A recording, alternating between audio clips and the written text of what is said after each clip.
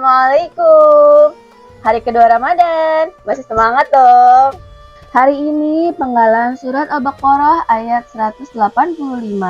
Bismillahirrahmanirrahim. Syahrul Ramadan alladzi unzila fihil Qur'anu hudan linnas.